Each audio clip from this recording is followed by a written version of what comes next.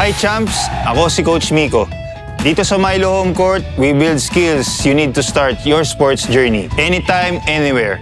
Together with skills, you learn values, grit, discipline, and teamwork. Champs, defense wins championships. Kaya ang focus natin ngayon ay defensive drills. Sa game day, hindi lang scoring ang mahalaga. Kailangan din ng depensa. Today, tuturuan ko kayo ng basic defensive skills na tutulong sa inyo mapigilan umiscore ang kalaban. Let's go!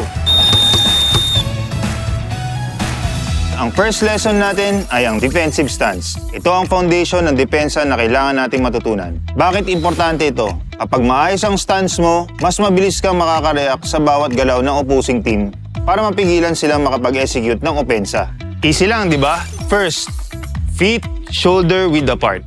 Back straight, hands above your shoulders, and imagine yourself sitting on a small chair.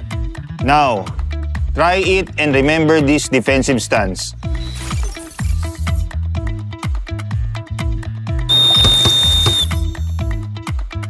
For our second defensive drill, we'll teach you more about closeouts. 3 easy steps lang. Run 3/4 of the way.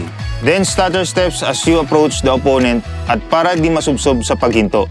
Bring your hands up to lower your hips and assume your defensive stance. Kapag marunong kang mag-close out, mas hirap makascore ang shooter ng kalaban dahil may chance na mablock mo ang tira niya at ready ka rin kung mag-decide siya to penetrate to the hoop. This drill teaches you how to approach the opponent without fouling. From the defensive stance, sprint towards the opponent and stutter steps. As you approach, assume defensive stance once you're in front of the shooter. Itaas ang isang kamay, habang yung isang kamay naman is here, leading the shooter to his weaker spot. Kapag alam mo itong defensive drill na ito, you put pressure sa shooter ng kabilang team at hindi siya makakatira ng komportable.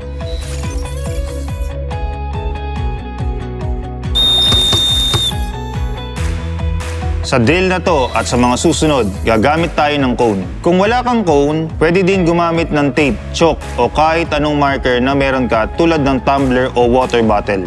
Next defensive drill, the step slide. Gagamitin natin ang step slide move to maintain our defensive position. Tapos, slide mo yung right foot mo to maintain your defensive posture. Stay low and be in a balanced position. Ang defensive drill na ito ay pinapractice para madali mong masundan ang offensive player. Kapag sanay ka na sa step slide, mas mahirap kang maiwan ng opensa. Now, let's put it in action, champs! Remember the defensive stance? Yan ang starting position natin. Feet shoulder width apart, back straight, hands above your shoulders, and imagine yourself sitting on a small chair. Then, imagine a zigzag pattern and slide your feet from left to right.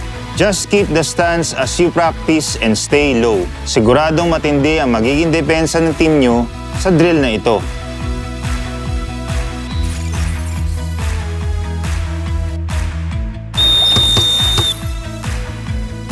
For our last defensive reaction drills, tuturuan namin kayo on how to mix and match these skills together.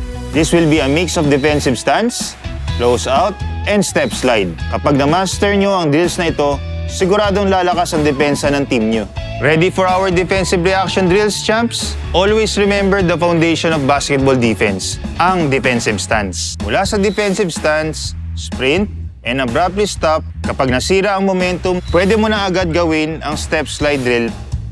All in all, you form a strong defense para sa ikapapanalo ng team.